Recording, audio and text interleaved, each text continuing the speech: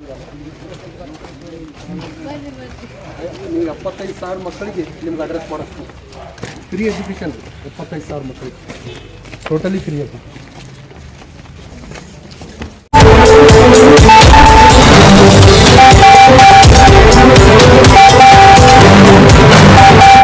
TV news पर स्वागत है आप सभी दर्शकों का। मैं हूं आपके साथ सिमरन। ಪತ್ರಿಕಾ ಪ್ರಕಟಣೆ ಕೃಪೆಗಾಗಿ ಸ್ವಚ್ಛತೆಯೇ ದೇವರೆಂಬುದು ಪ್ರತಿಯೊಬ್ಬರ ಅರಿಯಬೇಕು. ವಿದ್ಯಾರ್ಥಿಗಳಿಗೆ ಶೈಕ್ಷಣಿಕ ಕಿಟ್ ವಿತರಣೆಯಲ್ಲಿ ಸಚಿವ ಶಿವಾನಂದ ಪಾಟೀಲ್ ಅಭಿಪ್ರಾಯ. ಬಸವನ ಬಾಗೇವಾಡಿ ಸರ್ಕಾರಿ ಶಾಲೆಗಳಲ್ಲಿ ಕಲಿಯುವಂತಹ ಮಕ್ಕಳು ಸಹ ಪ್ರತಿಭಾವಂತರು ಇರುವುದನ್ನು ಕಾಣುತ್ತೇವೆ.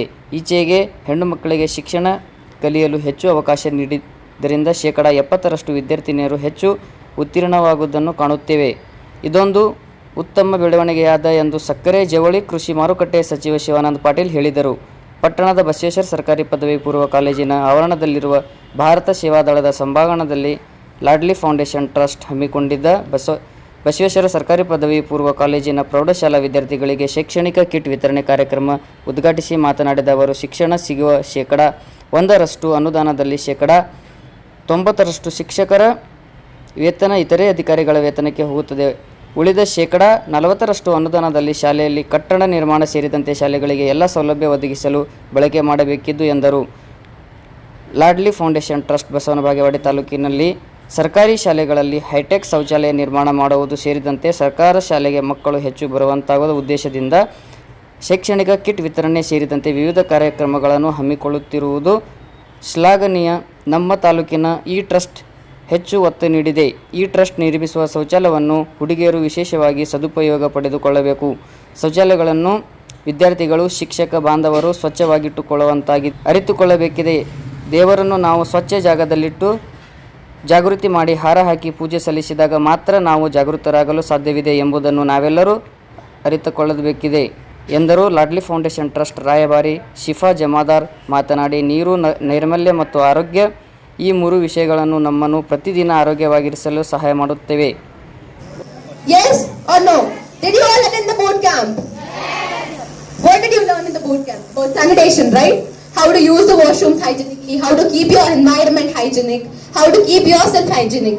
हमने सिखाया है ये boot camp के तरीके से, activity के तरीके से. We have given all the possible training that we could do, not to you how to use the washroom. We have given the training how to keep yourself hygienic, how to keep your home hygienic, how to keep your school hygienic. Hygienic आप लोग इतना बोल रहे हो, आप लोग हम लोगों के पास ये अपना प्रोजेक्ट लाए हो वॉश. अब ये हाइजीन हम लोगों को क्या बेनिफिट करता है? ये हमें पैसा देगा क्या? आप लोग पूछोगे मुझे क्या हाइजीन हमें पैसा देगा? पैसा नहीं देगा, वो पैसे से बढ़ के और एक चीज देगा. क्या देगा? हेल्थ. वो आपको हेल्थ देगा. हेल्थ मिलेगी तो फ्यूचर आएगा कि नहीं आएगा? राइट. अगर हेल्थ नहीं है तो फ्यूचर आएगा? राइट. हम लोग आपको देना चाहते हैं health and we want you to maintain that health. That's why we are teaching you about sanitation. अब सैनिटेशन के बारे में इतना बोल दिया है तो इसके प्रोज एंड कॉन्स भी बता देती हूँ. What is sanitation and why are we promoting sanitation so much?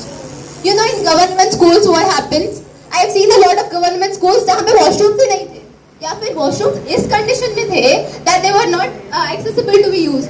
पानी नहीं था, इतना गंदा था. I have seen so many schools के वॉशरूम के नाम पे it was just a building with no water facility, with no electricity facility. अंदर ग्राफिटी है, काई जमी है, there is fungus inside and students are supposed to use such a washroom. Will you use as an adult, I'm asking to all the adults here, will you use such a washroom if you are supposed to use? अगर urgent condition नहीं है आपको, अगर daily uses के लिए ऐसा washroom दे तो क्या आप adults use करोगे ऐसे washroom को? नहीं यूज करोगे. Why? Because you know what is the pros and cons. Students might not know. And then what happens in most of the secluded areas, in rural areas, लोगों को लगता है कि खुले में washroom, खुले में शौच करने से you can go and lose yourself in the open areas and nothing will happen to you. ऐसे लोग मानते हैं. ऐसा है ही नहीं.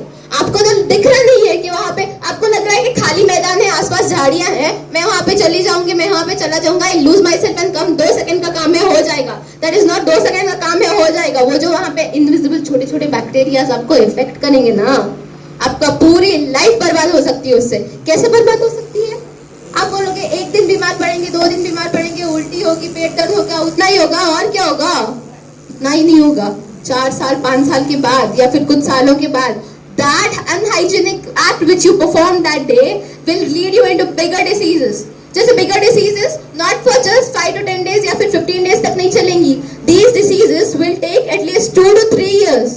And during that 2 to 3 years, what can be affected? You know, cervical cancer, urinary tract infection, and many other big diseases जिसको आपको treat करने के लिए लाखों से पैसा लगेगा हॉस्पिटल में, लाखों से पैसा लगेगा अलग बात, उसको उसके साथ साथ आपका जो करियर बर्बाद हो रहा है वो अलग. To begin with, I'd like to express my warm wishes to all the dignitaries, especially our most honorable, most humble and development visionary Minister Shivanand Patil sir. I'm really grateful that he blessed us with his presence today. And as you all know, that I am here as a representative of Ladli Foundation as their ambassador. First, what is Ladli Foundation? Ladli Foundation is an NGO, a New Delhi based NGO who works for the development of women and children. Our major goal is to make the society sustainable according to women and empower women and children in all the aspects. And so that are we doing today. Here in Karnataka, we started our first project.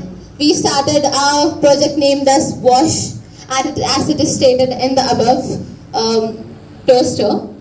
Our project started from our district, that is Vijaypura, and we wanted to start it here because it is our own. ಸರ್ಕಾರ ಕೊಡ್ತಕ್ಕಂಥ ಅನುದಾನದಲ್ಲಿ 100ಕ್ಕೆ 60ರಷ್ಟು ಹಣ ಇವತ್ತು ಗುರುಗಳಿಗೆ ಗುರುಮಾತೆಗೆ ಹೋಗ್ತದೆ. ನಾವು 40% ಹಣದಲ್ಲಿ ಸರ್ಕಾರಿ ಶಾಲೆಗಳನ್ನು ಕಟ್ಟಬೇಕು, ಮಕ್ಕಳಿಗೆ ಬಿಸಿ ಊಟ ಕೊಡಬೇಕು, ಬಸ್ ಕೊಡಬೇಕು, ಜೊತೆಗೆ ನಿಮ್ಮ ಎಲ್ಲ ಸವಲತ್ತುಗಳನ್ನು ಸೃಷ್ಟಿ ಮಾಡಿ.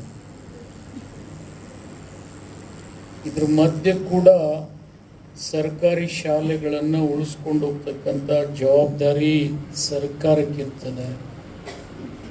ಅಲ್ಲೇನು ಅನ್ನಿಸ್ತದೆ, ಸರ್ಕಾರಿ ಶಾಲೆ ಜೊತೆ ಪ್ರೈವೇಟ್ 1-2 ಶಾಲೆ ಬಂದ ಮೇಲೆ ಕಾಂಪೀಟ್ ಮಾಡಿದ ಮೇಲೆ ಜನರಿಗೆ ಏನು ಅನ್ನಿಸ್ತದೆ, ಸರ್ಕಾರಿ ಶಾಲೆಗಿಂತಲೂ ಪ್ರೈವೇಟ್ ಶಾಲೆ ಭಾಳ ಚೆನ್ನಾಗಿ ಕಾಣ್ತದೆ. ಇತ್ತೀಚಿನ ದಿನಮಾನಗಳಲ್ಲಿ ಮೊದಲು ಪ್ರೈವೇಟ್ ಶಾಲೆಗಳು ಕೂಡ ಇದೊಂದು ಕಾಯಕ ಅಂತ ಮಾಡಿದ್ರು. ಅಂದರೆ ಕಾಯಕ ಅಂದರೆ ಪರೋಪಕಾರಿ ಕೆಲಸ ಅಂತ ತಿಳ್ಕೊಂಡು ಮಾಡಿದ್ರು. ಕಾಲಕ್ರಮೇಣ ಅವರು ಫೀಸ್ ಅಂತೇಳಿ ದುಡ್ಡು ತಗೊಳ್ಳಿಕ್ಕೆ ಪ್ರಾರಂಭ ಮಾಡಿದರು, ಬಸ್ಸಿನ ಸೌಕರ್ಯ ಅಂತ ತಗೊಳ್ಳಿಕ್ಕೆ ಮಾಡಿದರು, ಆಮೇಲೆ ಡೊನೇಷನ್ ಅಂತೇಳಿ ಮಾಡಿದರು. ಇವತ್ತು ಈ ಮಕ್ಕಳ ಮೇಲೆ ಎಷ್ಟು ಖರ್ಚು ಬರ್ತದೆ ಅಷ್ಟು ತಗೊಂಡು ಲಾಭ ಕೂಡ ನಾವು ಕೃತಜ್ಞತೆಯನ್ನು ಸಲ್ಲಿಸಬೇಕು. ಮೂರ್ತಿ ಚಿಕ್ಕದಾದ್ರೂ ಕೀರ್ತಿ ದೊಡ್ಡದದೆ. ನಿಮ್ಕಿನ ಚೆನ್ನಾಗಿ ಮಾತಾಡ್ತಾಳೆ ಇಲ್ಲಕ್ಕಿ, ನೀವು ಅಕ್ಕಿ ಹಿಂಗ ಆಗ್ತಿರಿಲ್ಲೋ, ಆಗ್ಬೇಕು. ಭಾಳ ಸಣ್ಣ ವಯಸ್ಸಿನಲ್ಲಿ ಈ ಸಂಸ್ಥೆ ರಾಯಭಾರಿಯಾಗಿ ಒಂದು ಜವಾಬ್ದಾರಿಯನ್ನ ನಿರ್ವಹಣೆ ಮಾಡ್ತಾ ಇದ್ದಾರೆ. ಜೊತೆಗೆ ಅನೇಕ ವಿಷಯಗಳ ಬಗ್ಗೆ ನಿಮಗೆ ಜ್ಞಾನ ಕೊಟ್ಟಿದ್ದಾರೆ. ಆಕೆಗಿರ್ತಕ್ಕಂಥ ಜ್ಞಾನವನ್ನ ನಿಮ್ಮ ಜೊತೆ ಹಂಚ್ಕೊಳ್ತಾ ಇದ್ದಾರೆ. ನನ್ನ ಎದುರಿಗೆ ಹೈಜೀನ್ ಬಗ್ಗೆ ಮಾತನಾಡಿದ್ರು, ಸ್ಯಾನಿಟೇಷನ್ ಬಗ್ಗೆ ಮಾತನಾಡಿದ್ರು. ಇವೆಲ್ಲ ವಿಚಾರಗಳು ಬಗ್ಗೆ ನಿಮಗೆ ಜ್ಞಾನ ಕೊಟ್ಟಿದ್ದಾಳೆ. ಆಕೆಗಿರ್ತಕ್ಕಂಥ ಜ್ಞಾನವನ್ನ ನಿಮ್ಮ ಜೊತೆ ಹಂಚ್ಕೊಳ್ತಾ ಇದ್ದಾಳೆ. ನನ್ನ ಎದುರಿಗೆ ಹೈಜೀನ್ ಬಗ್ಗೆ ಮಾತನಾಡಿದ್ರು, ಸ್ಯಾನಿಟೇಷನ್ ಬಗ್ಗೆ ಮಾತನಾಡಿದ್ರು. ಎಲ್ಲ ವಿಚಾರಗಳು ಅದರಲ್ಲಿ ಹೇಳ್ತಾರೆ, ಕ್ಲೀನಿನೆಸ್ ಈಸ್ ಗಾಡ್ ಅಂತ. ಎಷ್ಟು ಸ್ವಚ್ಛತೆ ಇಡ್ತೀವಿ ಅದೇ ಒಂದು ದೇವರು. ದೇವರಿಗೆ ಹೋಗಿ ಮೂರ್ತಿಗೆ ಹಾರ ಹಾಕಿದ್ರೆ ದೇವ್ರ ಸಂತೋಷ ಆಗೋದಿಲ್ಲ. ದೇವರನ್ನ ಸ್ವಚ್ಛ ಇಟ್ಟು ದೇವರನ್ನ ಜಾಗೃತಿ ಮಾಡಿ ನಾವು ಜಾಗೃತಿ ಆದಾಗ ಮಾತ್ರ ದೇವ ಪ್ರತ್ಯಕ್ಷ ಆಗ್ತಾನೆ. ನೀವು ಆ ರೀತಿ ಕೆಲಸ ಮಾಡಬೇಕು. ಇವತ್ತು ಸ್ವಿಫಾ ಬಂದು ನಿಮಗೆ ಬಹಳಷ್ಟು ವಿಚಾರಗಳನ್ನು ತಿಳಿಸ್ಕೊಟ್ಟಿದ್ದಾಳೆ. ಅವರಿಗೂ ಕೂಡ ಕೃತಜ್ಞತೆಯನ್ನು ಹೇಳ್ತೀನಿ. ಇದೇ ಥರ ಬೆಳೆದು ಬಿಜಾಪುರದ ಒಂದು ಸುಪುತ್ರಿಯಾಗಿ ಹೊರಹೊಮ್ಮಲಿ ಅಂತೇಳಿ ನಾನು ಹಾರೈಸ್ತೀನಿ. ಸಿಫಾ ಹೆಸರು ಎಲ್ಲರೇ ರಾಜ್ಯ ಮಟ್ಟದಲ್ಲಿ ರಾಷ್ಟ್ರ ಮಟ್ಟದಲ್ಲಿ ಬಂತಂದರೆ ಅದು ಜಾವೇದ್ ಜಮಾದಾರ್ ಮಗಳಕ್ಕಿಂತಲೂ ಬಿಜಾಪುರದಕ್ಕೆ ಸಿಫಾ ಅನ್ನೋದು ಪ್ರತಿಬಿಂಬಿತ ಆಗ್ತದೆ. ಅದು ನಮಗೆ ಭಾಳ ಸಂತೋಷ. ಅವಳಿಗೆ ಭಗವಂತ ಇನ್ನೂ ಹೆಚ್ಚಿನ ಎತ್ತರಕ್ಕೆ ಬೆಳೆಸಲಿ. ಜೊತೆಗೆ ಜಾವೇದ್ ಜಮಾದಾರ್ ಅವರು ಕೆಲವು ಸಲಹೆಗಳನ್ನು ಕೊಟ್ಟಿದ್ದಾರೆ. ನಮ್ಮ NTPC ಬಗ್ಗೆ ಇರ್ಬೋದು, ಇನ್ನುಳಿದಂಥ ವಿಚಾರಗಳ ಬಗ್ಗೆ ಇರ್ಬೋದು, ಅದನ್ನೆಲ್ಲ ಗಮನದಲ್ಲಿಟ್ಕೊಂಡು ನಾನು ಭವಿಷ್ಯದಲ್ಲಿ ಅವ್ರ ಜೊತೆ ಸಹಕಾರ ಮಾಡ್ತೀನಿ. ಜೊತೆಗೆ ಅವ್ರ ಆಸೆ ಏನಪ್ಪ ಅಂತಂದರೆ, ಏನವರು ಇವತ್ತು CSR ಫಂಡ್ನಲ್ಲಿ ಈ ಸವಲತ್ತುಗಳನ್ನು ಕೊಡ್ತಾ ಇದ್ದಾರೆ, ಆ ಸವಲತ್ತುಗಳನ್ನು ಉಳಿಸ್ಕೊಂಡು ಹೋಗ್ಬೇಕು ನಾವು. ಈಗ ಅವ್ರು ಬ್ಯಾಗ್ ಕೊಟ್ಟರೆ ಬ್ಯಾಗ್ ನೀವು ಉಪಯೋಗ ಮಾಡ್ಬೇಕು ನಿಮ್ಮ ಮಕ್ಕಳು, ಮತ್ತು ಒಯ್ದು ಇದನ್ನು ಮಾರ್ಕೋಬೇಡ್ರಿ.